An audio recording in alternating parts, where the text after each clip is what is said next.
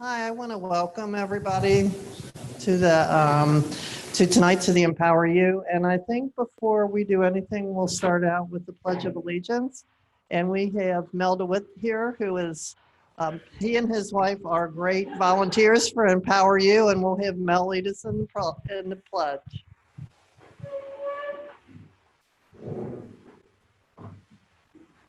I pledge allegiance to the flag of the United States of America and to the republic which it stands, one nation, under God, indivisible, with liberty and justice for all.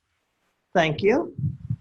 And just to tell you a little bit, if you don't know anything about EmpowerU, we started about 8 years ago.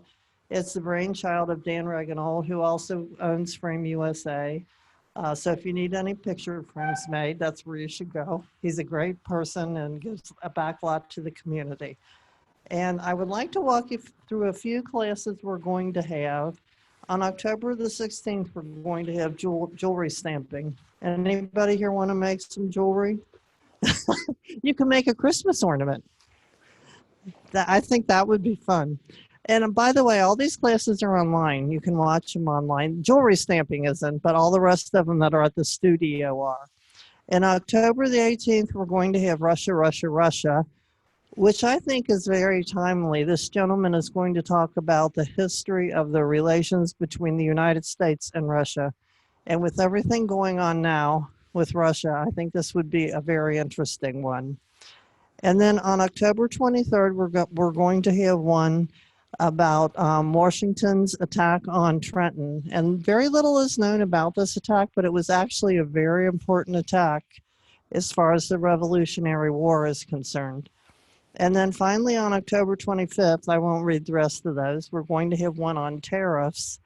There's varying opinions on whether the tariffs are good or bad. So this is another great one if you would like to learn about that. And again, all of these are, except for the jewelry, all of these are online. So you can listen to them online. And one other thing I'd like to mention is we are a volunteer organization, so we pass around the donation bucket. So anything you can throw in there is greatly appreciated. And did I forget anything? Please. Oh, I wanted to introduce everybody. Yes, Betty has to help me keep it straight. Betty Overstreet is our community relations manager. Jill Google is our operations manager. Bill Roll is our treasurer. And Jay Grunke is our producer. And Jude and Mel are great volunteers for EmpowerU. And now I think the last thing we'll do is we'll give away the door prize. So Kathleen, you want to pull a ticket? We have a really nice door prize. Okay. Okay, 7048. Did everybody get a ticket? Oh, another one. We need another one. I guess nobody got that one. Third one's a charm one. 7062. Okay, who's close to 7062? You got it. Here we are. And we really have a nice door prize here. I was trying to think of what to get because we always try to make it associated to the class. So we got this really soft, nice blanket you can warm up and lay down in when you watch football or Lifetime or anything. And this ergonomic neck relaxer thing that you put in the microwave that has beads in it. So I think that'll help you relax. And finally, some, yeah, there you go. Dr. Scholl's and a little bag to put everything. Thank you. Congratulations. Okay, and now I would like to introduce Betty Overstreet, our community relations manager. Thank you, Nita. And I think Nita forgot to tell you who she is. Nita Thomas is our executive director. Before I introduce our speaker, I just want to tell you how this class came about. The commander of this post here, Ralph Walters, approached me last fall and told me that he wanted to educate as many veterans as he could on the program that the VA had on PTSD. And he asked if EmpowerU would help him do that. So I took it to the board, and the board unanimously said, yeah, we want to do that. Unfortunately, Ralph has been ill recently, and he's not here tonight to be able to see this come to fruition. So keep Ralph in your prayers that he'll be well soon and back at the VFW and go about his work of reviving this particular post. Also, our speaker is going to take questions during her presentation tonight. So if you have a question at any time, if you please raise your hand and wait for one of us to bring the microphone to you so that everybody in the room can hear your question, but more importantly, those online can't hear your question unless we have a microphone. Kathleen Chard is the Associate Chief of Staff for Research and Director of Trauma Recovery Center at the Cincinnati VA Medical Center. She is also a professor of clinical psychiatry and director of the UC Health Stress Center at the University of Cincinnati.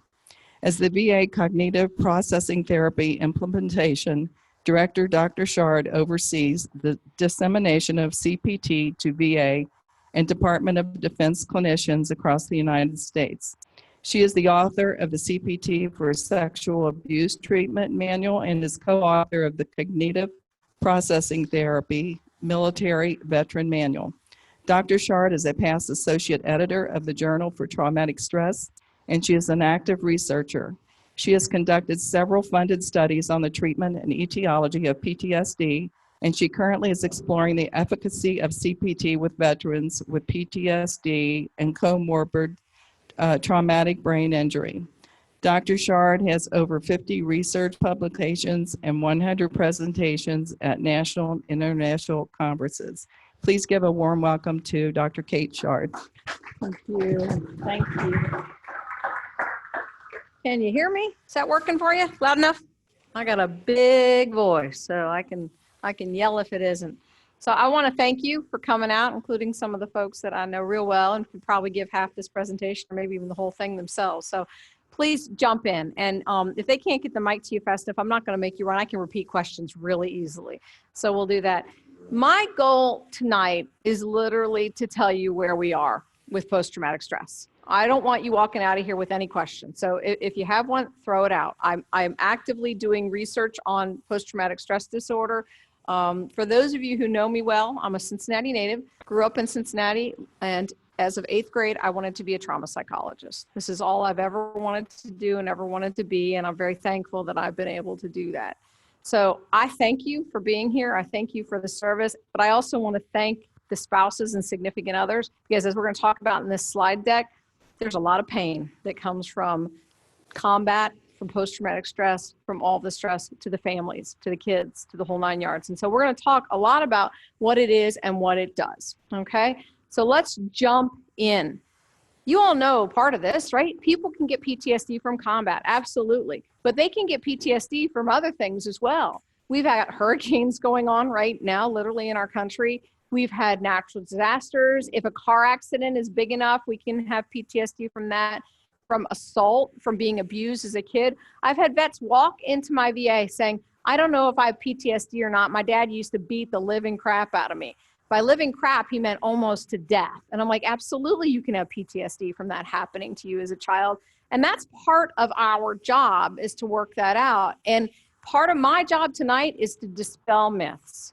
So I've had vets come to the VA and say, I can't seek care for PTSD if my PTSD isn't related to combat, if it's related to something that happened to me before my service or after my service. That is an absolute lie. The minute I walked into the Cincinnati VA 14 and a half years ago, I said, we will treat PTSD regardless of what caused it in our program. So if you're saying, I don't know if it's bad enough, why don't you let us be the judge of that instead of you trying to be the judge of that? Because if it happened to you and it's stressing you out, well, we're here to help. And I'm going to stay away from that because we're getting some back feed. So how much PTSD is really out there? How bad is it? You know, if we're talking about civilians, 7 to 14%.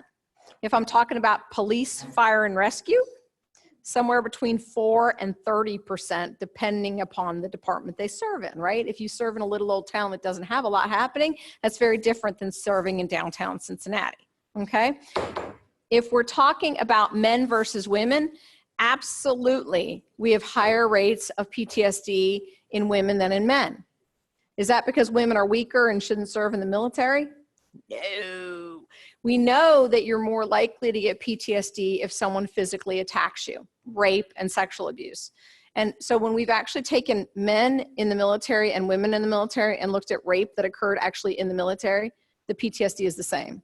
When we look at women who served in zones that had combat and men who served in combat, PTSD rates are the same. Unfortunately, though, women are more likely to be assaulted than men. Because of that, we have higher rates of PTSD in women, right? Not due to anything about their gender. It's also pretty high up there, though, in terms of how often people get it. The truth is only about 8% of the civilian population is going to have it. Only about 8% total is going to have it. Now, when we look at veterans, where are we? 20 to 30%. Again, depends on where and when you served, right? 20 to 30% of veterans have it. So does everyone have it? No. Does everyone who experiences combat get it? No. And that's what I want to talk about. So what is PTSD? It's absolutely a disorder. You know, and I know there's all this argument about PTS, take off the D. And I will tell you, Vice Chief General Corelli, 4-star general, good friend of mine. I actually have a picture that was texted to me last night of Pete, who was at a gathering he asked to have sent to me. He's the one who really wanted to get rid of the D and took it as his cause. And part of the reason he told me is because if I do that, maybe I can get it something like Purple Heart for PTSD. But if I have it be D and it's a disorder, that implies this lifetime thing and I'll never get a designation. So I totally get behind what he's trying to do. But I tell you, when I have a guy sitting across from me and he's saying, I'm nuts, my wife says I'm nuts, my family says I'm nuts, and I'm like, you're not nuts, you have a disorder that I can treat. He starts crying saying, you mean I'm not nuts? Yeah, it's a disorder. It's like having a cold. It's like having any other disorder I can treat. Now, it's not as easy to treat as a cold, but you know what? I can still treat it. I can absolutely treat it. And we can do it really well. So what's in it? There's a lot of myths about that too. PTSD is nothing like what you see on TV. It's nothing like what all of the movies do. I've rarely seen a good depiction of what PTSD actually looks like. PTSD has 4 main areas. One is you have to have a trauma. You have to have a trauma that meets criteria. So I've had people call me and say, I got arrested, I got thrown in jail, spent the night there, I got PTSD. I said, from what? Well, I was in jail all night. And I said, okay, from what? Did they do something to you in jail? Did they assault you in jail? Did they threaten to assault you in jail? Nope, but I've seen enough TV to know what happens in jail, therefore I have PTSD. That is not PTSD. That is not PTSD. I had a gal referred to my clinic who watched 42 hours of CNN after the World Trade Center and said she had PTSD. I said, you don't have PTSD, you have something, but it's not PTSD, all right? Now, I had another gal who came to my clinic whose husband died in the World Trade Center, and she was watching for about 40 minutes trying to see if her husband could be detected in the video. Now, do I have PTSD? Yes, I do. Yes, I do. See the difference, right? There actually has to be a traumatic event that you experience. So that's first of all. The second thing is the re-experiencing. And this is the one that gets the biggest play on TV. It's the nightmares, it's the flashbacks, it's the daymares. They can come for no reason at all, or they can come because they're triggered. And I'm going to talk about why that happens to people, right? So that's the first part, is the flashbacks. The second part I want to talk about is the huge, huge arousal. The body is on high alert. You are actually living as if you're still in a combat zone or still going to be attacked. And everyone's like, why is that? I'm going to show you some slides to talk about why you're doing that 70 years later for some of my veterans, right? The next one is the cognitive and emotional changes. Some people say, I'm numb, Kate. I'm just flat numb. Or some people say angry. That's it. I'm angry or numb, or angry or nothing. Right? Some people say, you know, it's not that I'm angry or numb. It's just that I can't find love anymore. I can't find kindness anymore. I can't find compassion anymore. I'm just like right about here. And I just can't get up to here anymore. Like someone put a mute on all of those emotions, right? But then there's also with that emotional change, there's a cognitive change, right? Before it was like, you know what? I'm going to trust you till I get to know you. You may be okay. And now when you come back from whatever the traumatic event is, I don't trust you until you prove me otherwise, right? So instead of operating from a place of I don't know, it's of I don't, not I don't know, right? How many vets have told me I'll cut someone off before they hurt me because I'm not going to wait around until they do, right? So it's looking for people, looking for problems, looking for the negative before it even happens. That's PTSD. It's this self-protection that kicks in. And then because of this, you've got this high alert all the time. You've got this emotional change. You got this cognitive change, right? You got the re-experiencing with all of the arousal. Avoidance kicks in. And so avoidance is an outcome of the other symptoms. And avoidance is what makes for my nightmare, because it makes people not come in for therapy because they avoid anything that will make them think about the trauma. But what avoidance also does is it leads to all the other mental health problems we have. Avoidance leads to the drinking. I'm going to cover my symptoms. I'm going to manage my symptoms. Avoidance leads to the shifting jobs all the time. Avoidance leads to the working too much. How many guys do I know who work literally 70 hours a week, volunteer on Saturday for every kid's Little League game they can? Sunday, let's find a church that goes all day because I don't want to be at home. And by Sunday night, I pass out to start all over on Monday. And then the day after he retires and he looks around and says, I don't know what to do with myself, I get a phone call saying something is desperately wrong, right? That's avoidance. And avoidance leads to so many of the problems that I see in my patients, right? It's not the PTSD itself that causes the problems. It's the managing of it for the person that causes the problems. So you put all that together. So who gets it? If I know that only 30% of people who serve in combat are going to get it, and that's not just because the other 70 stayed back on a boat and never saw anything.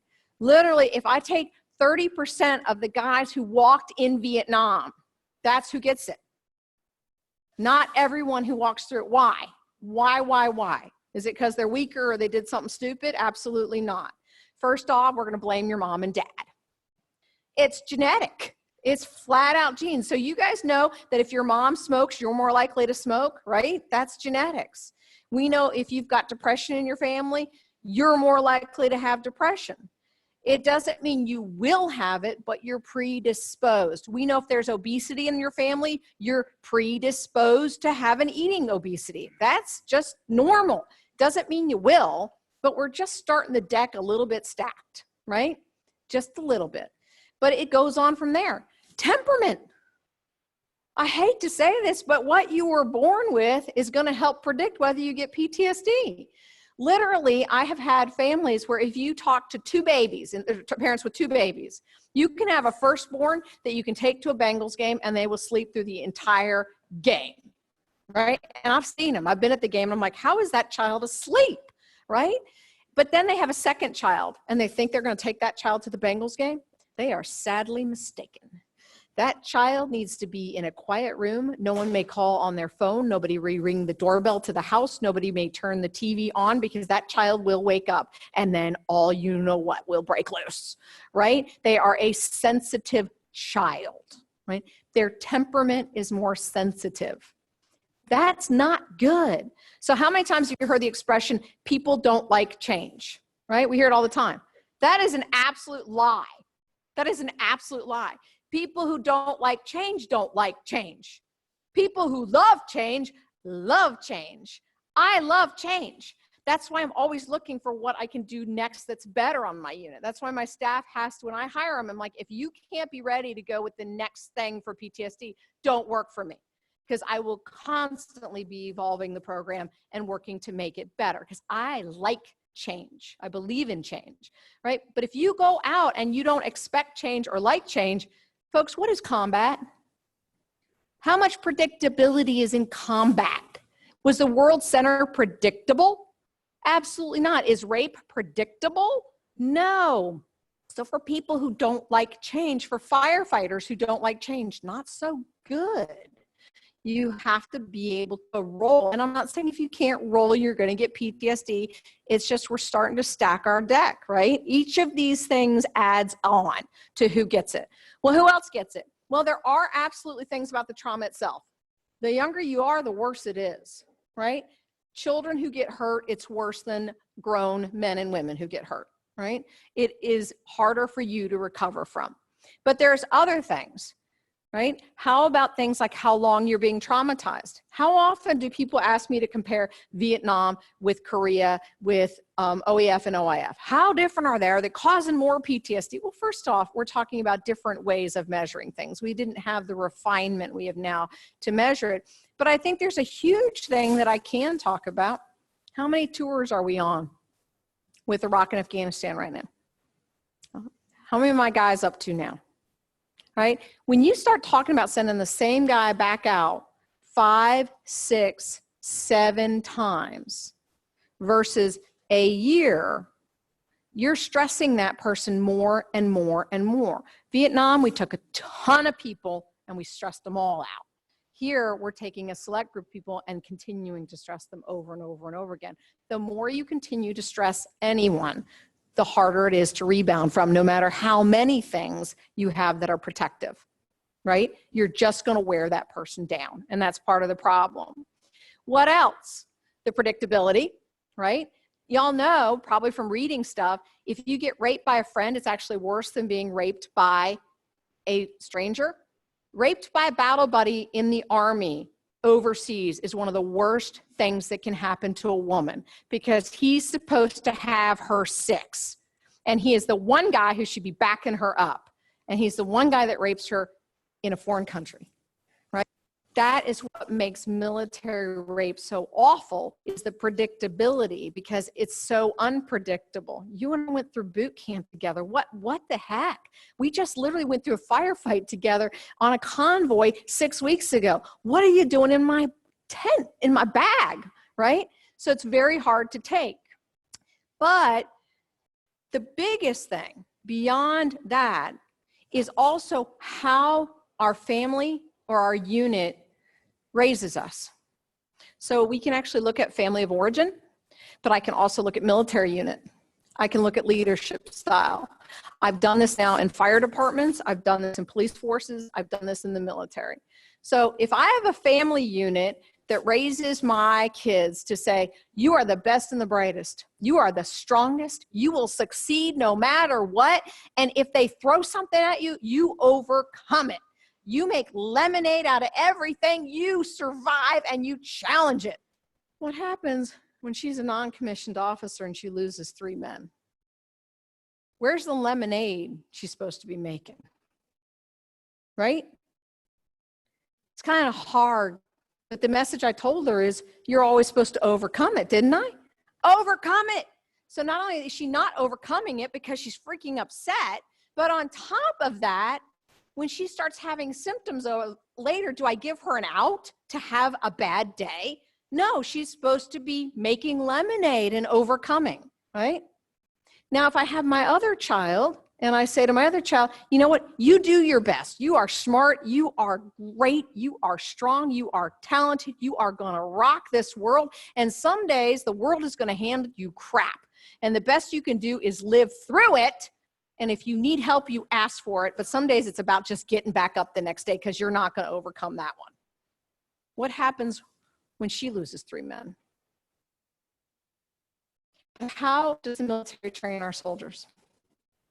You are the best, the brightest. You can rise above everything. And I'll be honest with you. I went down to Fort Campbell, brought down by the Army Surgeon General, and I had a long talk with them about trauma.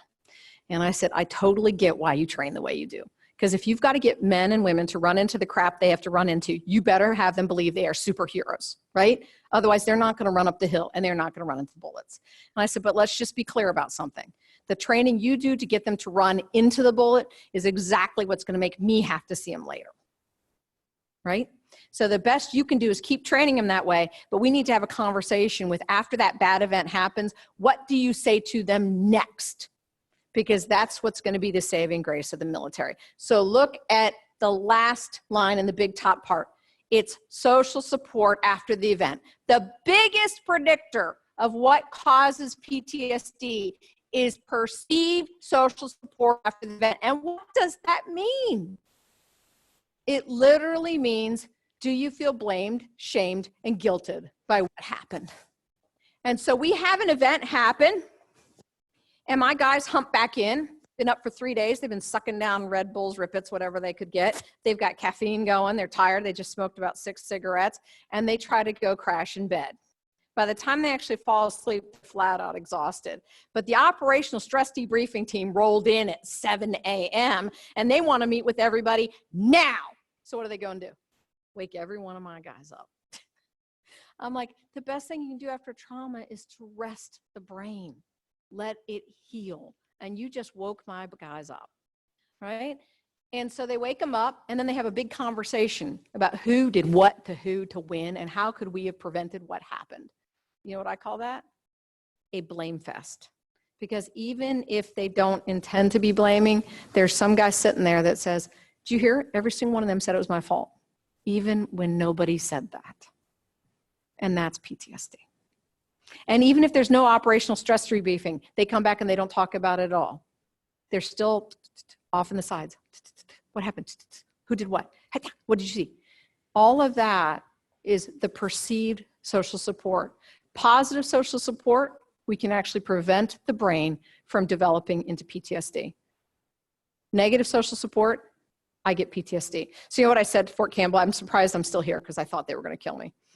I said literally, you need to ban, after a traumatic event, cigarettes, alcohol. Yes, there's alcohol in Iraq and Afghanistan and damn near everywhere else. Let's be honest. Hash, etc. Ban that. Ban caffeine. Ban the video games. Ban the movies, the heavy metal music. And you know what you need to do? You need to order them to go to bed. You need to order them to go to bed. They did not like what I had to say, one bit. And I said, okay, fine. You keep doing it your way. Let me know when you decide to wake up. Sure enough, a year later, Army Surgeon General calls me. He says, we're doing it your way. And we're mad about it, but we're still doing it your way. Now, is it really happening? No, I know for a fact it's not. Downrange, they still let them get away with what they need to get away with. But what we need to do is give positive social support and help people. Because if we don't, whether it be the police officer, whether it be the mother, whether it be the rape crisis center, we develop PTSD, right? That's what's going to ensure my longevity, more than just the traumatic events, right? So guys getting spit on when they come back into the country after serving in Vietnam, that's what we call negative social support, not helpful, right? My career, I love my Korean War vet, went back down to southern Alabama. He served his country, enlisted for Korea, African-American man. He said, I was literally in my uniform. I got on a bus and the bus driver looked at me and said, get on the back of the bus. Okay, that is negative social support. He gave for his country. He's the same age as the bus driver. He's over there fighting for his country, and the bus driver says, get on the back of the bus, right? Negative social support. He's out there saying, well, I should have been here fighting for my rights as an African-American man, a black man, not for your rights over in Korea, right? Negative. And there's 100 ways it can happen. So what's protective? Temperament. So those of you that don't like change, stop it. Go do something different. If you drive home the same way every day, stop it. Put change in your life. It actually is better for you to have change in your life. People used to think we couldn't grow new brain cells. We were wrong. You can grow brain cells until death. Create change in your life. It feels comfortable to have it the same way all the time. I get it. Stop it. Do it anyway. It's better for you, right? Your family environment, raising people to handle change, raising people that it's okay to make a mistake with your kids, your grandkids, making it okay, and then modeling how do you handle making a mistake. That actually helps prevent PTSD. Coping, having a supportive network, people that you can talk to, a safe place you can go to, and just someone that you can talk to without judgment after something happens. Without judgment, no why questions of a negative sort, right? More the why questions of a positive sort, right? So here's the sad fact. If you get PTSD and we don't treat it, by the time you get to me, you're not going to just have PTSD. A lot of other things because of the avoidance. So by the time people get to me, if I don't get them fairly soon, I get a whole lot of diagnosis 1, diagnosis 2, and even diagnosis 3. Coming along with it, just due to all the avoidance that the person's been doing to manage their symptoms, right? So what do I see coming at me? I see a whole lot of major depression. I see a whole lot of bipolar disorder, which is that kind of ups and down stuff. a whole lot of substance use, alcohol, marijuana, hash, pain pills, the whole 9 yards, anxiety disorders of all different sorts, the gamut, with untreated PTSD. Okay? So how is it that people actually recover?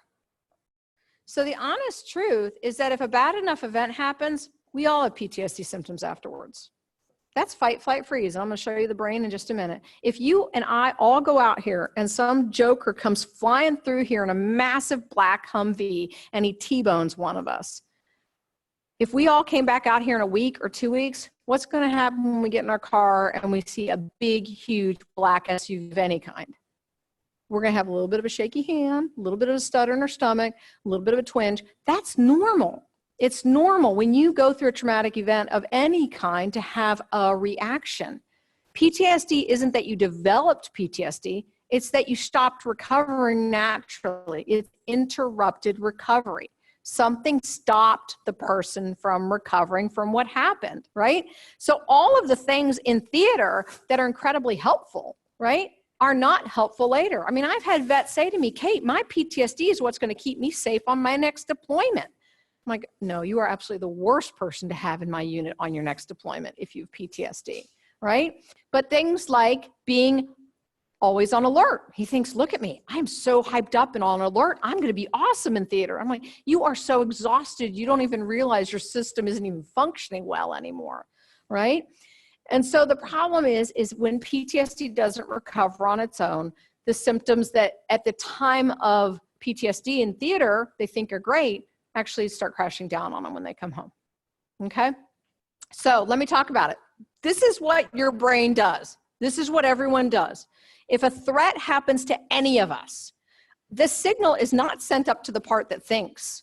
The signal is actually sent out of your senses. I either smell something, I see something, I hear something, I feel something.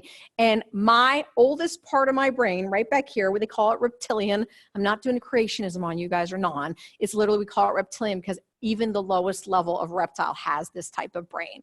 It's fight, flight, freeze, right? We have possums have it, we have frogs have it. It's the oldest part of the brain because the most creatures in the whole world have this. And it dictates what you do. There's no conscious thought in fight, flight, freeze. It literally causes your stomach to stop digesting. Don't need that. It causes all of the blood flow to go to your lungs and your head so that you can react quicker, more oxygen in these things. We decrease the blood flow to your hands and your feet so that you don't bleed out if you're cut, right? That's fight, flight, freeze, right? What does the US military train you on? They have you firing a weapon while you're running, while you're on your stomach, while you're crawling under wire, while you're in the mud. Take it apart without your, with blindfolded, right? Why? Because we're trying to train the body to overrule the amygdala. So that what will happen when you're in fight, flight, freeze is hopefully fight. But how many of my guys and gals have said, why did I freeze? Why did I run? Right? And I always say, because you didn't have a choice. It was your amygdala that was choosing based on the sensory information what to do to keep you alive. Now we can train our guys to death and hope that fight is what's going to happen, but if the scenario doesn't fit what we've trained on, the amygdala is going to react. That's its job. A possum doesn't sit there and think, dog, should I lay down and play dead? Let me think on this one. Big dog, little dog, chihuahua, I can take him. It doesn't think. The amygdala reacts, the possum freezes. I hate to say this, we don't have any conscious thought in the amygdala. We're not even online yet, folks. It's literally that quick of a reaction. And there are 500 pathways out of your senses into the amygdala, right? So you've got all this happening, and only then, after we've changed your digestion, changed your respiration, caused an immediate reaction, only then does it send a chemical reaction up through 2 pathways. 500 to save your life, 2 to think about what to do with it. Tell you what that body was engineered for, right? Your body was engineered to have the amygdala react to save you. Then we got 2 pathways, and only 2 up to this thing, which is what makes us different from a chimpanzee, right? This thing is your prefrontal cortex, and it decides what to do now that you've either frozen, You fought or you fled. It now goes, now what am I going to do with this? Let me think about this. Do you know what age this thing's done developing? You know how old you have to be? About 24. How old were my Vietnam veterans when they were in Vietnam? Y'all know the song. It's easy. 19. I got guys, though, who went into Iraq and Afghanistan at the age of 18. Right? I got guys who went down into the Honduras when mom signed them in at the age of 17.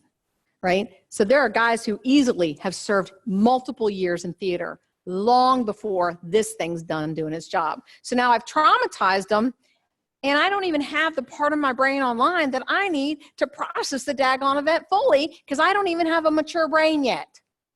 Right? So if somebody called me tomorrow and said, Kate, build the perfect army, I'm going, I'll take 25 to 30. Right? I don't want the young ones. I'm more likely to have PTSD involved then, in which case I now have a hurt military. Right? You need that brain to be done developing. So only once the prefrontal cortex is engaged and thought begins does the amygdala calm down. So who gets PTSD? What is this all about? What happens in post-traumatic stress disorder is that the surge from the amygdala up to the prefrontal cortex is massive. Right? Some of you guys who actually have had traumatic events happen, you may even say, I've got pieces missing in my story. Like, it's not all the way through. I'm not saying everyone has this, but some of the guys do. And it literally means when you were trying to remember, encode the memory, the reason you have pieces is because the chemical surge of, oh my gosh, something bad has happened, now do something with it, is so big, it blocks you from encoding every single detail. And so the details are just lost, right? And that's why some people have holes. But so now we've got this surge that goes up to the prefrontal cortex, and people will talk about events speeding up or slowing down, right? The event didn't go in real time for them. That's all part of the prefrontal cortex trying to grab it and trying to respond to it. But what happens for a lot of people is the prefrontal cortex gets so overwhelmed that it doesn't come fully back online. So when people want to talk to me about a disorder or not, I can show you brain scans that we've done literally here at Children's Hospital of my veterans' brains that show this thing is offline compared to people without PTSD. It is impacted, right? And I can also show you that therapy can put it back online, right? We absolutely can fix the brain back. Absolutely can fix the brain back, okay? So what happens in PTSD is anything that triggers the amygdala becomes a reaction. And we call PTSD an amygdala hijacking. And so people will talk about, you know what, when I got back, I wasn't reacting to everything, but it's gotten worse and worse. My road rage has gotten worse and worse. Where it used to be I could go to a bar and hang out, now I can't even handle the loud noises. Well, it used to be I could go out for a dinner with my wife. Now I can't do a single sit-down restaurant, right? Well, it used to be. Women will come back, and if a woman was raped, she'll start with a story that goes, you know what? After my rape, I was raped by a guy who was about 5'10". He's a white guy. You know what? I couldn't be around any short white guys. As I started to go on in time, all of a sudden it was any short guy of any race, any denomination. Later on, it became any tall guy, medium guy, heavy guy, thin guy, right? So whatever it is, it's I can't, when you're my height, they're all the same size, right? Bigger than me.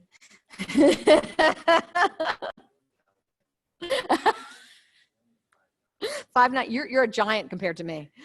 So when we have this kind of overreaching, the amygdala is firing. So we're calling it amygdala hijacking. How many of my guys have talked to me about the fact that they hear a car backfire?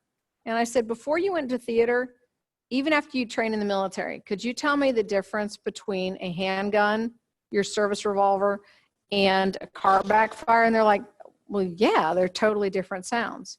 And I said, well, isn't it interesting that you just told me that after you got back and had your trauma, that you're jumping undercover the minute you hear a car backfire. Yet you knew that there was a decided difference between those two sounds. And he looks at me and says, wait a minute, why am I doing that? Because your amygdala is now overreacting.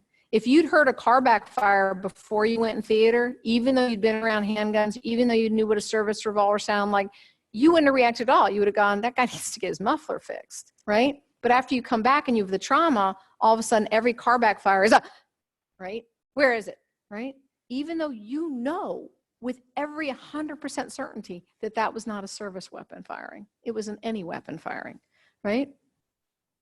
So it becomes this overgeneralized response. It hijacks you and begins reacting to everything, okay? So the amygdala fires off to whatever it is that triggered you. It sends, again, the same response down. We're gonna stop digestion. We're gonna get shaky hands because we got the blood flow changing. The heart rate's gonna increase. We're gonna send the signal down to the brainstem. We're gonna fire it up to the prefrontal cortex and bupkis. It's not gonna send a calm down response. So like, I don't have PTSD. So if I go out and, okay, I'm gonna go home tonight. Got some raccoons out in my backyard.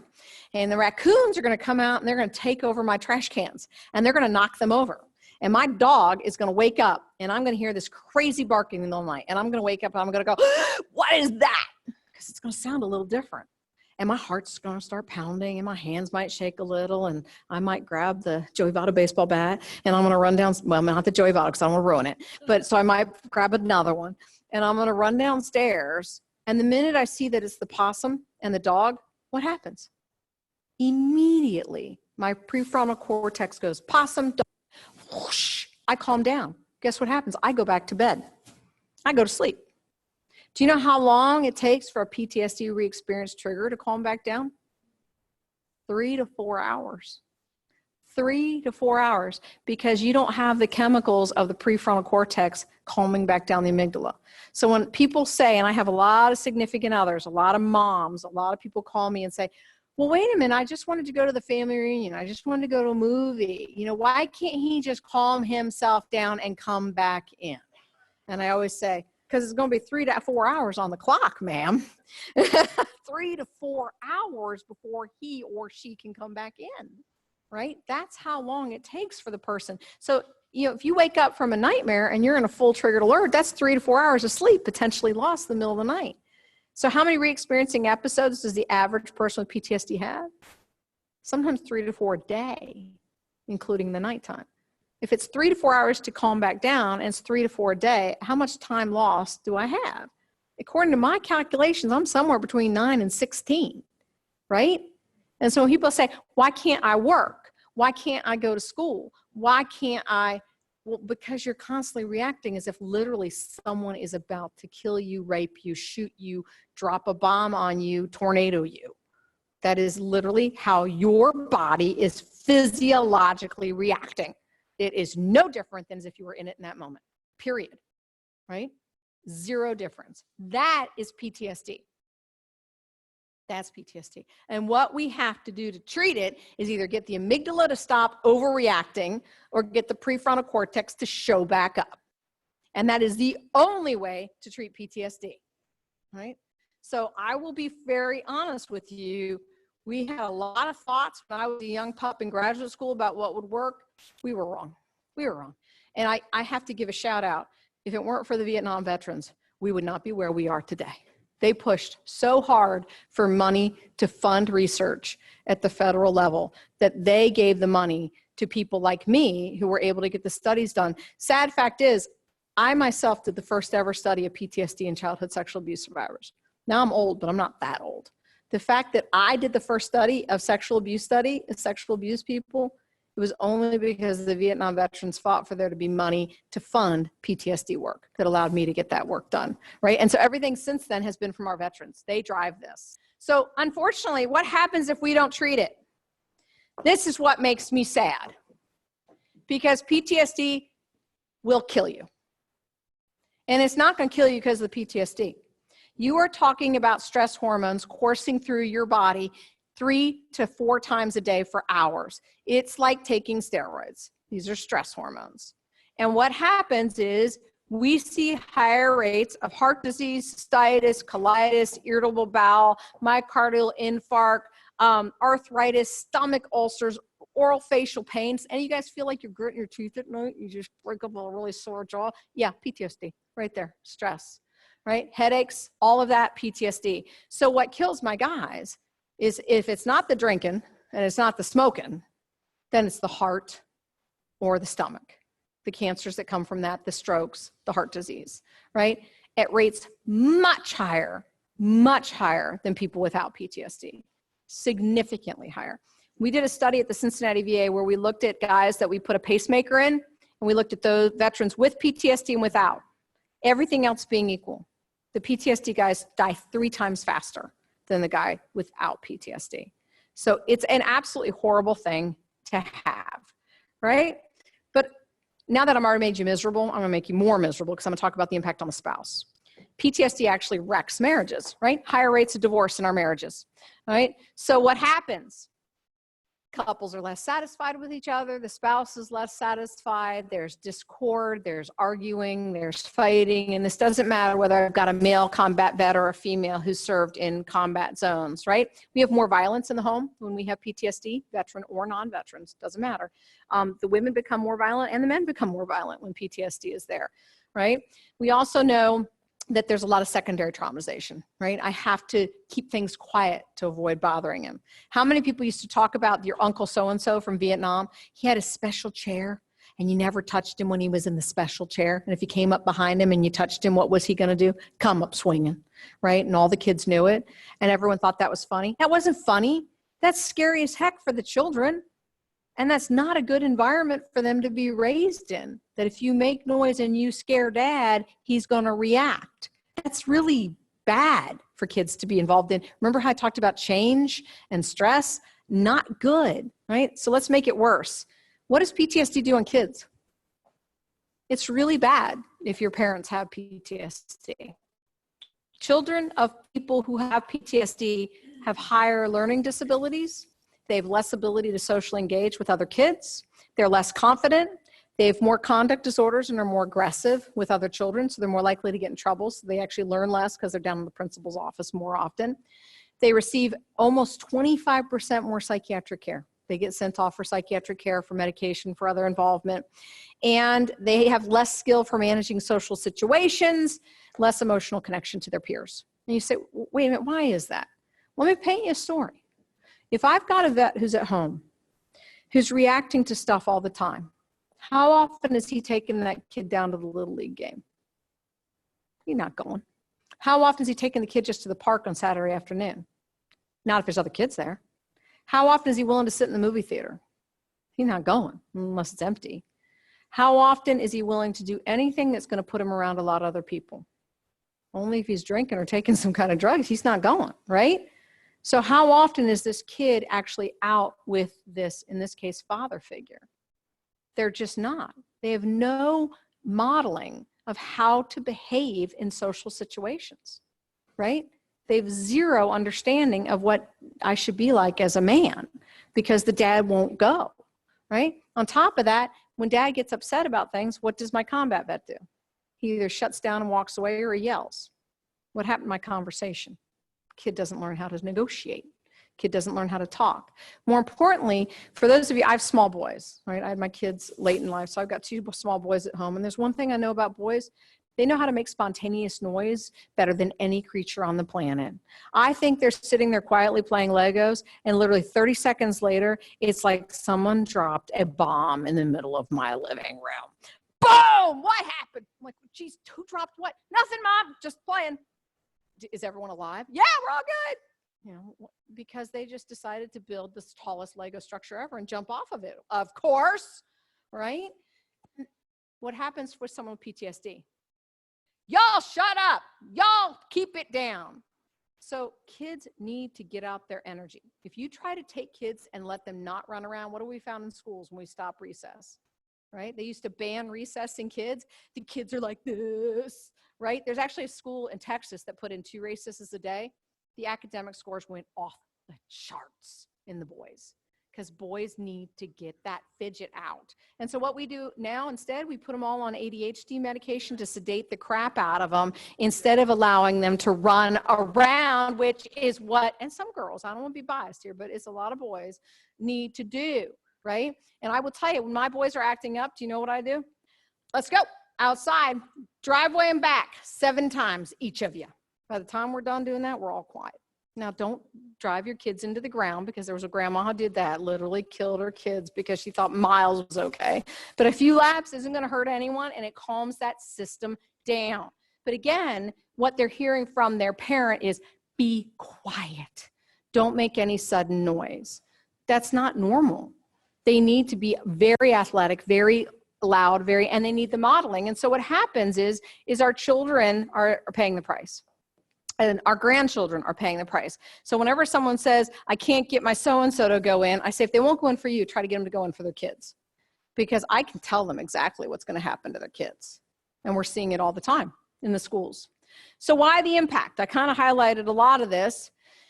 But if the veteran's getting numb and having avoidance of things, and the veterans working as hard as they can to avoid triggers, and all the families working hard to avoid triggers. I mean, those of you with kids, if you want to ask me, go home and say, what are the things you have to do to keep me from being mad?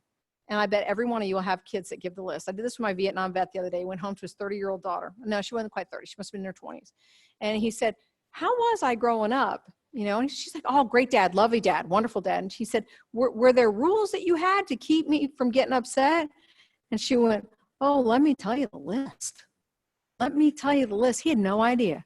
He had absolutely no idea. And she had still, even after all, she's been out of the home for almost 10 years, she could tell him the list of what she had to do to keep dad from getting upset. And I don't mean the make your bed, clean the dishes kind of list, right? So what else? The veteran wants to be in control of things to keep from what? Having triggers, having re-experiencing, because it's miserable to have one of those. But that control means everyone else is under the same control, right? Which is hard. Communication gets reduced and the family begins to fear the outbursts, right? So it's an ugly picture. Well, let's try to move to the happy thoughts now. Can we treat it? Absolutely, we can treat it. We have tons and tons and tons of research that's been coming out about the treatment of PTSD. Sadly, when my Vietnam guys came back, my Korea War came back, we had drugs and support group. Neither one is a good idea, right? Not, you know, they were just yell therapy groups and drugs. Not helpful, right? Not helpful at all. We didn't know any better. That's the sad fact. There was no research. We did not know, and we did what we thought was best. But we now know. We now can even rank the therapies. We know what works most of the time. We know what is most helpful. More importantly, there's research going on to help predict which is most helpful for whom. So you say, okay, what does it look like? I mean, we know that we have, if you can follow along with me, we've got some great therapeutic options right here, right? These are all equally good. There's psychotherapy options, they're talk therapy options. And you know what we used to think? We used to think you had to tell us the story of your trauma. You want to drive a bunch of vets away from you faster than anything? Tell them they have to tell a story about their trauma. We were flat out wrong. I'm here to tell you, even me as a young professor, I taught at Kentucky before I came into the VA. I remember telling graduate students, make them talk about it, get them to talk about it, push them to talk about it. We were wrong. We were cold wrong. Some of them want to talk about it, but not all of them. And we really needed to leave it up to the person. I have guys that come in for my first session to try to find out if they have PTSD. I cannot shut them up from talking about it. They want the story out and they want it in full detail. That is fine. But I have other guys who say, please don't make me talk about it. I can't deal with it. You know what we now found out? That is also fine. We can make people better regardless. And that is one of the big changes I want you to hear about, that we meet people where they are. And you say, well, wait a minute, Kate, how does talking about it help? Seriously. Because when you go through your triggers and you're re-experiencing, what part of your brain is reacting? You all know this, the amygdala, right? You are under full fight, flight, freeze. But let's just pretend for a minute that this young lady has PTSD. You were in a convoy, got hit. You got PTSD from it, okay? So she has PTSD, and she thinks about it, has these triggers all day. So she shows up at my office, and she says, Kate, talking about it is not going to help me. I think about it all the time. And you know what I'm going to say? You don't think about it all the time. You re-experience it all the time, and that is totally different. You amygdala react all the time. What I want you to do is engage here. Because if I engage this thing to have you think about it, and you say, okay, wait a minute, hang on it. The beginning? Wait, you want to talk about the beginning? Yeah, the beginning. Not the middle. Start at the beginning when you got in the truck. What is she going to have to engage to actually stop herself and think back and go, shoot, I never start there. Hang on, let me get my head around the beginning. Damn, what was that day like? Was it hot out? Well, it was always hot. Okay, so it was hot out, right? And now what have I got her doing though? The minute this starts thinking and doing its job, it is automatically suppressing the amygdala. So when someone comes in and says, how does doing this help? How does talking about it help? Because I need to activate this or calm this down. I only have 2 options, right? And so for some guys, getting them to start with the story and have this thing kick in helps. And I'll tell you one of the best examples. I had a young man who came in with PTSD, and he had PTSD from a shooting that occurred from a sniper in a marketplace. And he was way the heck down the road. But the way he described it to me when I first talked to him, it was as if he was 10 feet away. And he was blaming himself for not saving 2 of his best buddies. And he's like, I could have got a shot on him. I could have got the drop on the sniper. I should have seen him. I should have. So I had him tell the story. And as he's going through the unfolding of the story, we backed it all the way up. And when you backed it all the way up, I started just saying some questions. And I said, so wait a minute. When you started out that day, how far back were you? Oh, so you guys were moving in formation. Did you violate any formation rules, or did you stay exactly where you were in the beginning? Oh, I stayed where I was. And then all of a sudden he starts looking at me and he goes, well, wait a minute. If I was 100 feet back at the beginning and I stayed in formation, then how far back was I when the shooting happened? Well, 100 feet. So how could I have gotten the shot off? I couldn't have even seen him. Right? So for some people, the brain, when it doesn't get to process the trauma, makes up new rules about the scenario. And talking about it can literally set the mind free. And I've had guys come in and argue with me and just say, I know what happened. You're not going to get me to change that. I'm not trying to change that. I just want to see if your brain's telling you the whole truth and nothing but the truth, or if maybe 5 feet was really 100 feet, and let's get that out there first, right? Because I can't tell you how many men come in dead certain and then they find out something else, right? I can't tell you how many people come in and they think they can rewrite history. I've had people tell me, if only I had done X, everything would have been better. Do you know, I've never had someone in my whole life say, if only I had done X, the whole thing would have gotten worse. How do you know? How do you know? And let's actually look at why you did X and figure it out. And for some patients, that's exactly what they want to do. But how about the guy who doesn't want to talk about it? How about the guy who says, I literally am going to implode if you make me talk about it? Fine, let's not talk about it. Let's not. Let's talk about the meaning it's made in your life for you. Let's talk about how it shapes what you think, what you do, how you react. I don't need to hear what happened to know how it's screwing up your life. And that's what we're going to focus on. And we can work on that. And how about the guy who says, I still can't do that? The beautiful thing is we have other options now. We have additional therapies that allow us, whoa, going too fast, that allow us to get there. Okay? So what do we recommend? We recommend these 3. These are the top ones. This one, you don't even have to tell me about it, and you can just think about it in your mind. It's another version of doing it. All different options. And then I want you to look at this. These are people who actually got treated with one of these good therapies. These are people that we only gave a depression medication to, and these are people who got no treatment, right? This is the likelihood that you are actually going to get better or have any symptom relief. Some people get better on their own, right? We talked about that. You don't need treatment. But we do know that most of us do. So you say, how long does treatment last? Typically, I want to be careful here, typically 7 to 15 sessions. But I got to put some caveats out there. The therapy only works if it's done the way it was designed to be done, not by a therapist who plays around with the manual and does a little bit of this, a little bit of that.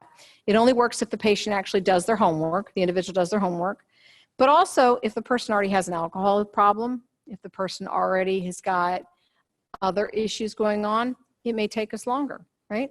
It may take us longer. And for my Vietnam guys, my Korea guys, even my World War II guys, sometimes at this point, we actually now need to talk about their entire social life. Their entire world has developed around PTSD, and we may be doing group therapy for the rest of their lives just to help kind of talk about reintegrating back into that system. Not every Vietnam veteran needs that. Not every Korean War veteran needs that. But I'll offer my Vietnam veteran groups until the day I have no more Vietnam veterans, right? I'll offer a Korean War veteran because for them, this has been years. And that's one of the problems. The longer you go without treating it, what happens to the brain? It starts to fix and become more fixed and not fluid. The more fluid your brain is, remember how I talked about change? The more you're able to handle PTSD changes. The more fixed the brain comes, the worse it is. So I actually did a study of my Vietnam veterans and my Operation Enduring and Iraqi Freedom veterans, and I compared the two. You know what I found? My younger OEF veterans did better than my older OEF veterans because I caught them earlier. But even when I broke them apart, I broke apart my Vietnam veterans. My younger Vietnam veterans did better than my older Vietnam veterans. Literally, the longer you go without treating something, the harder it is to treat and the longer it is to take. But here's the sad fact. Everyone yells at me. I can't tell you how many times I get a yell, why aren't you doing more for the veterans? All right. So if you guys don't know about what we have in Cincinnati, you should hear about it. We literally have the #1 PTSD program in the nation. I offer every evidence-based treatment there is on the planet. We have a residential program where people can come and stay overnight and live with us for 7 weeks. We have outpatient. We started the 3rd women's program in the entire nation. So we opened the residential program for women in 2007. We have the only traumatic brain injury PTSD residential program in the entire VA system. We literally treat veterans from all 50 states from active duty. I've had guys' medical boards completely reversed because they go through the program. We treat the PTSD, they're back downrange. I've got a guy we treated 5 years ago. He's still in theater top security clearance, right? We are there to treat. And people say, why aren't you doing more? I've got a women's program that's going to roll open in a week with 5 empty beds. I just had a men's program roll with 2 empty beds. I've got open slots every single week. I make sure that if someone calls, I can get them in, right? And if it's desperate, I'll see them myself, for goodness sake. I'll stop whatever meeting I'm in and I'll see them myself. We can absolutely be there and help. How long does it take I've lost my battery. I can yell. Is it back? Is it back? How long does it take the average person with PTSD to seek therapy? 8 years.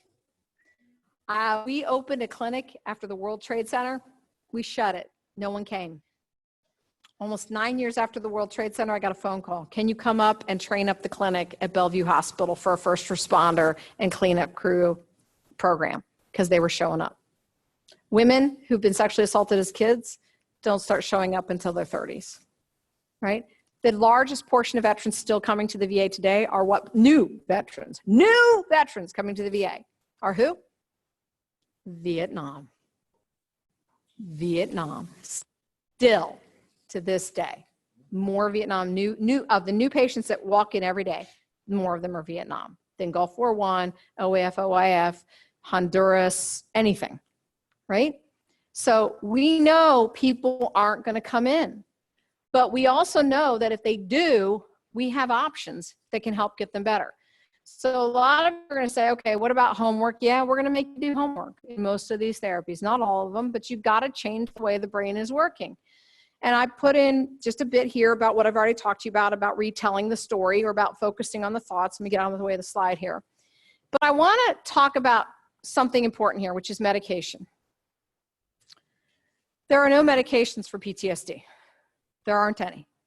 Right now, we have some medications that will help with the symptoms. We can help with the depression. We can help with the sleep, help with the anxiety, but none of these actually treat PTSD, right? And so we have other therapies that we can use that are a little less, and I'm sorry this is hard to read, and I can get this for you, but this is literally all of the medications that people have been trying out there. And you know what the saddest fact for me is the medication that's most commonly used to treat PTSD is something called a benzodiazepine. Ativan, Valium, Xanax. Yeah, great little drug. No, horrid little drug. Horrid little drug. We found out, this was actually what Mother's Little Helper was that the Stones wrote about. We've known about this daggone drug for years. And you know what they started using it for? Was panic attacks. Guys would have a panic attack, couldn't go into the job, and they give them this medication. But what they found out is when he would have the next panic attack, it was worse than when he had the last one. So I want to talk about what a benzodiazepine does to your brain when you PTSD. Remember how I said that your prefrontal cortex is supposed to calm your amygdala down when you've been triggered? Well, my guys come into the primary care doctor and they say, I can't calm down. I'm anxious all the time. I'm agitated. I can't sleep. I'm yelling at my wife. I can't go to work, whatever it is. And the doctor says, Xanax, Valium, Ativan, clonazepam, right? And you're going to all get one, and we'll start taking it at night to sleep. But then I'm agitated during the day. All right, well, let's start with one in the morning. Well, now I'm agitated in the middle of the day, 0.5, 3 times a day.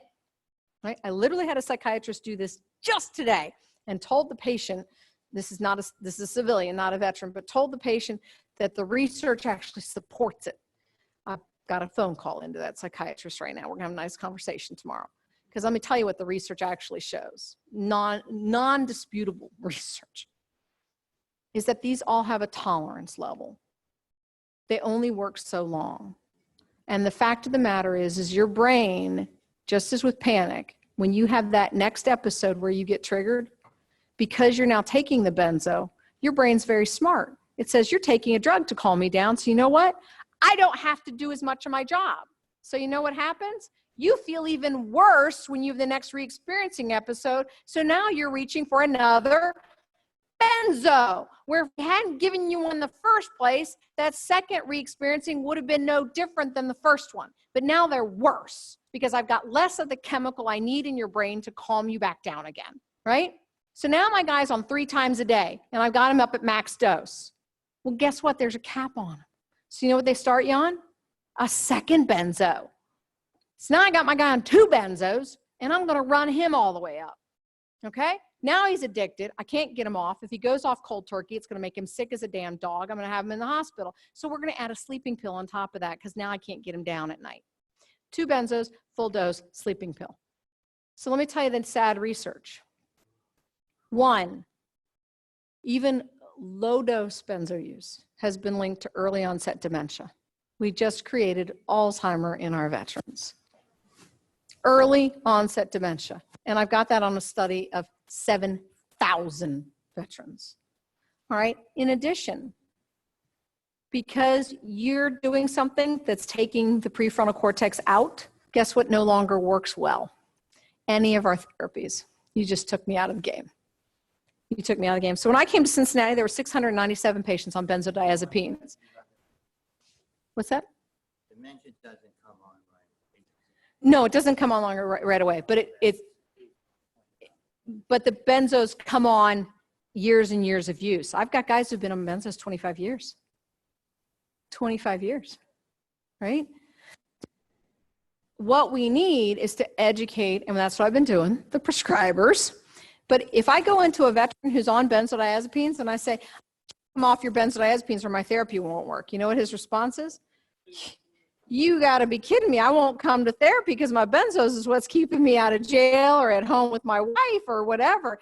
And I have to say, let's talk about coming slowly off the benzos, try some other medications that are as addictive, and let's work the therapy in.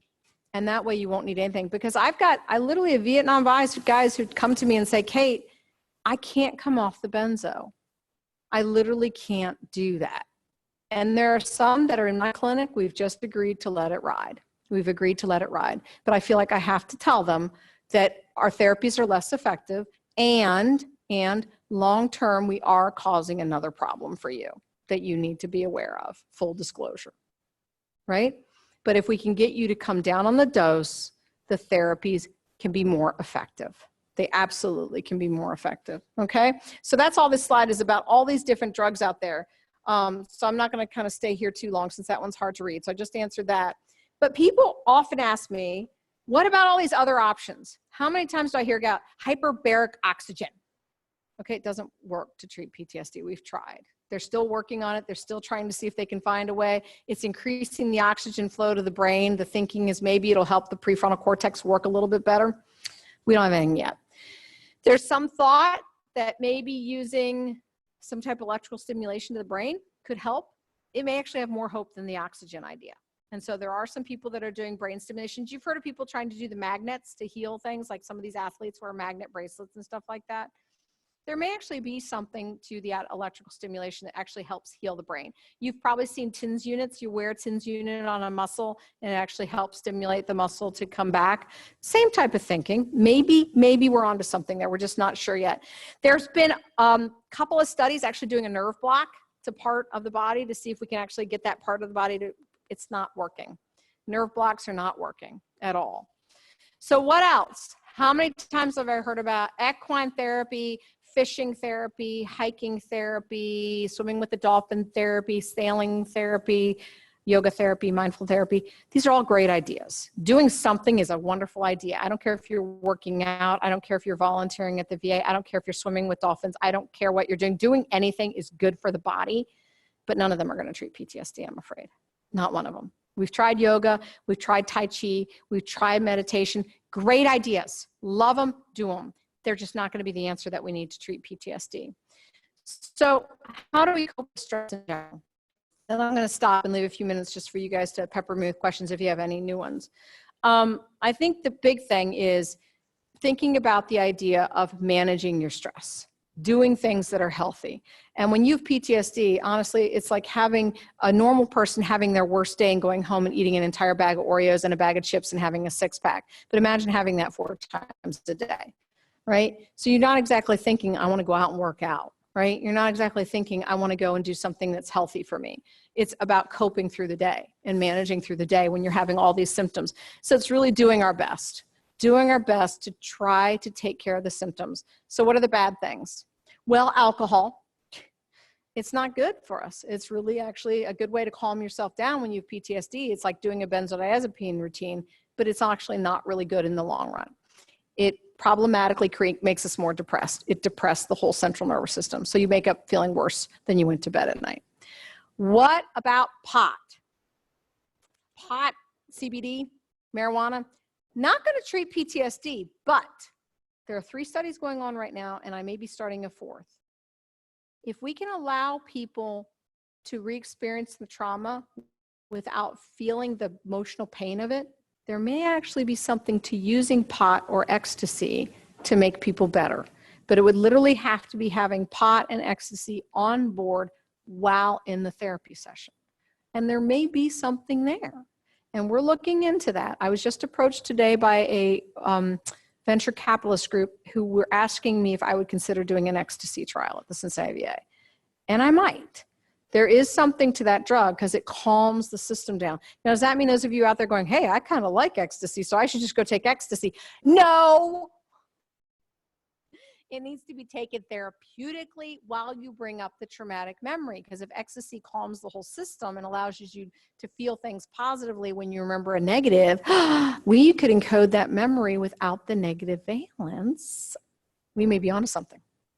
And if CBD can do that, the marijuana, medical part of marijuana, we may be onto something. So it's out there. It's out there as a possible. Ketamine is another drug we're using in the emergency department at UC, may be also possible. We're thinking about how to manage the brain, right? The other 2 I want to talk about are finding meaning in life. People who have no meaning in their life are the most likely to commit suicide. So I want to talk about the mean nasty. The most veterans who commit suicide have never even been in the doors of the VA. Never been in the doors of the VA. The second highest group that commits suicide are the ones at the VA, but are not coming in for evidence-based PTSD care. They're just doing like talk therapy. The ones that are actually in good quality care are the least likely. And I'm going to knock on some freaking wood right now because I'm scared to death about this one. But since I took over 14 years ago, we haven't had a single suicide in my PTSD program. Not one. Because I am very invested in providing the best quality care for every daggone one of the men and women that comes into my program. And I'm not going to lose one if I can do anything about it. What else? How many of you have ever been known to say, I can drink a pot of coffee before I go to bed and it doesn't affect me, I can sleep like a baby? You don't have to raise your hand because I'm about to shame you publicly, right? Thank you. So I'm sure you can go to bed. I'm sure you can close your eyes, and I'm sure you can think you're sleeping great all night. You're lying to yourself. You don't make it down to delta restorative sleep. So when you have caffeine within 6 hours of going to bed, you just literally said, I want to wake up less able to think, less able to react as quickly, less able to function as well. So yes, you can fall asleep, but your quality of sleep is significantly impaired. So when you're thinking, I like that nice espresso after dinner, no, you don't. You like a nice decaf espresso after dinner. Have the espresso in the morning, right? This sleep is the number one restorative thing we need on board. And if you're thinking, I'll have a beer and a Coke and I'm good to go tonight. No, you're not. Now you're depressing your system and giving yourself caffeine, so you're not sleeping well, right? All of these things are ensuring my longevity in my job, right? Don't do any of them. They're really bad for you, okay? Not good. So ways to reduce stress, I've covered a lot of these. Make friends, connect with others, seek help when you need it.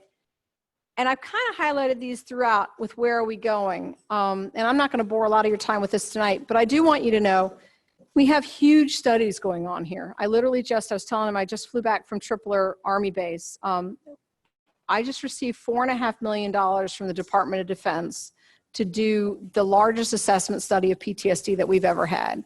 And we're literally, some of you may even invite yourself into it. Please do if you want to. We're taking blood, saliva, we're doing EEG brain waves and assessing for PTSD. And our entire goal is to look for all the different subtypes of PTSD so we can help decide which of the different therapies works better for each different person. Because for some people, it's talk therapy. For other people, maybe it's not talking about it. Maybe it's focusing more on the meaning. For other people, there may be a different answer. It may be ecstasy, maybe CBD plus therapy. We don't know. But we're not going to know that until we can start to figure out all the different types of PTSD. Because I think the saying that we've all had PTSD, that's too cutesy.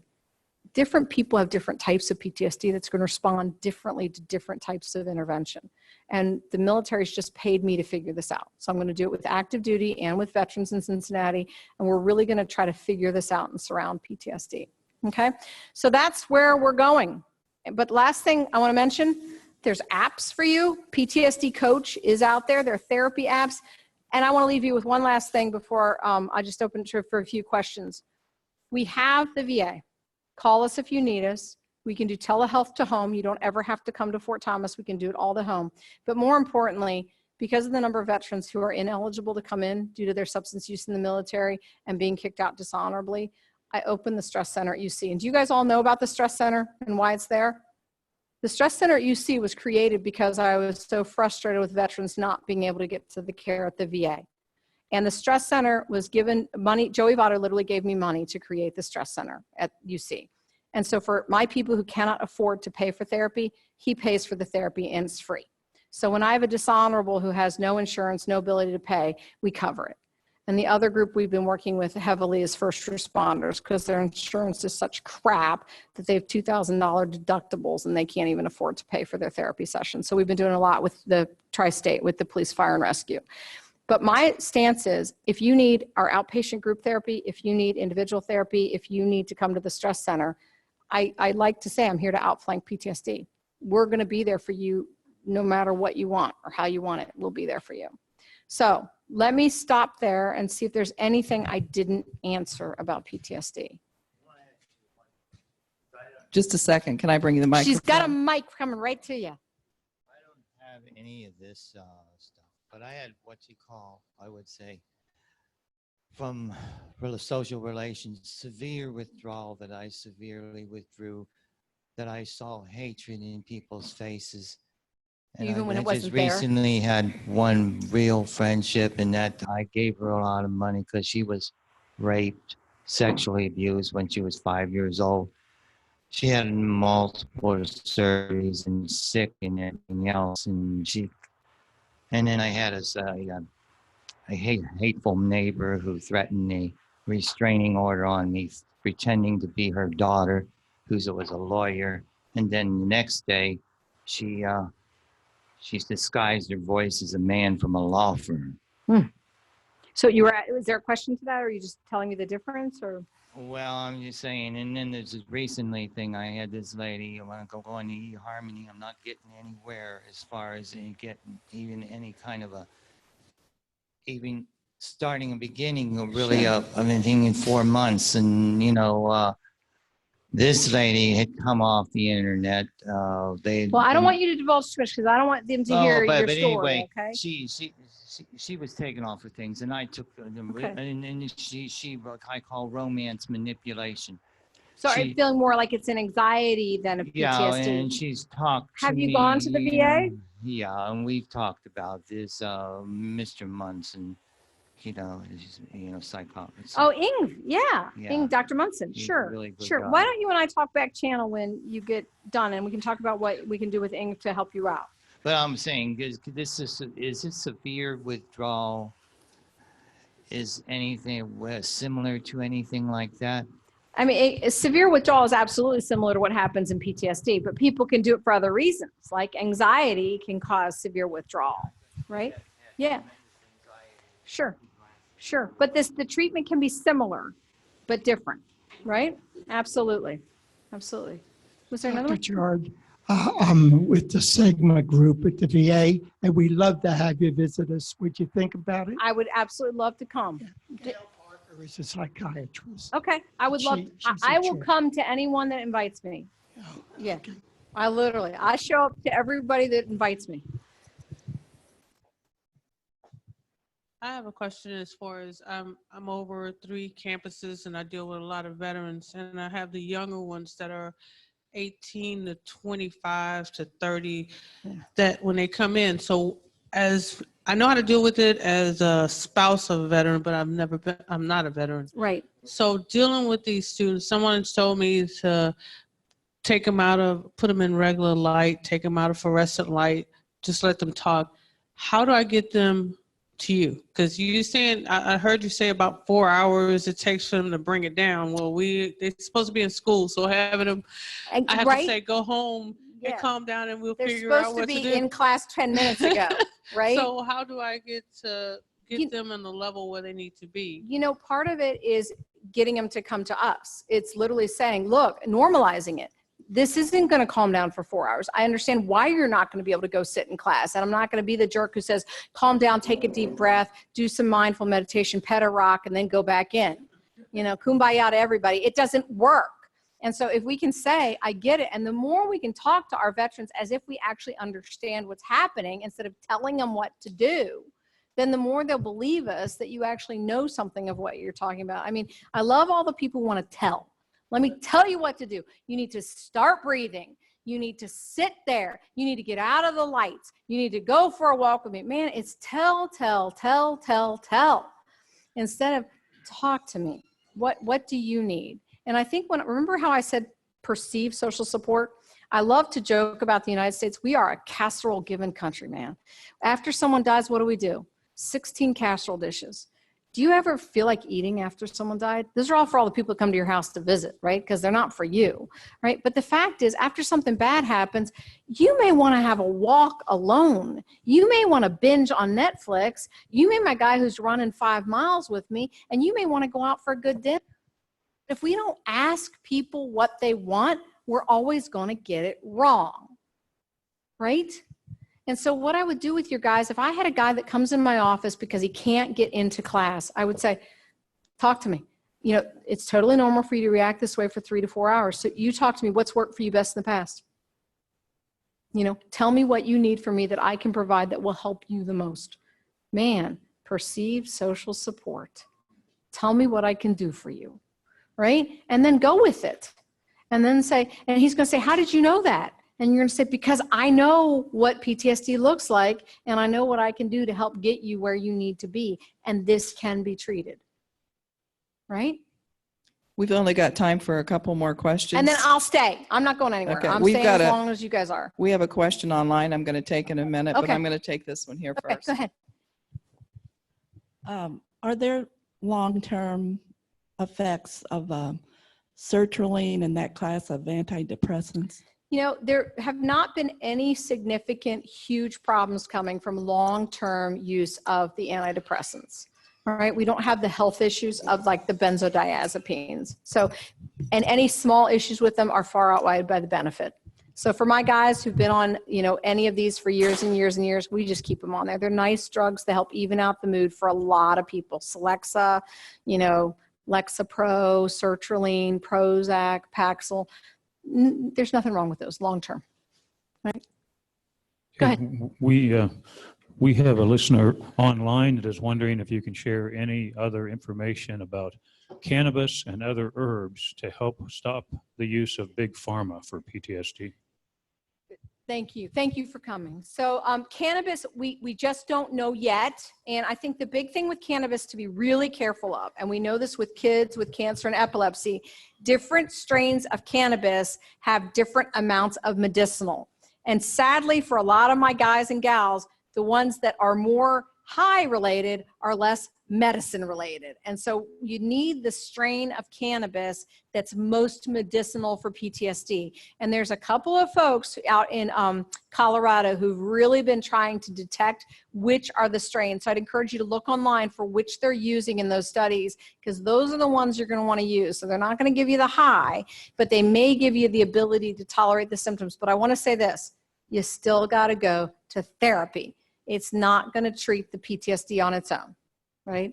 But if I can't get you into therapy, maybe we can start there and then we can get you in. Well, I have to say, I hate to bring her to an end because she's just fascinating to listen to. And I'm sure all of you have enjoyed it as much as I have. A couple things. How many veterans do we have here this evening? Thank you for your service and thank you for coming. Also, I want to let you know that this program is being live streamed, so it will be online in a day or two. If you go to our website, you can listen to it again. I know some of you were taking notes, so all of her PowerPoint will be on there, so you can go back and review it again. Kate, thank you so much for coming. It was wonderful. Thank you.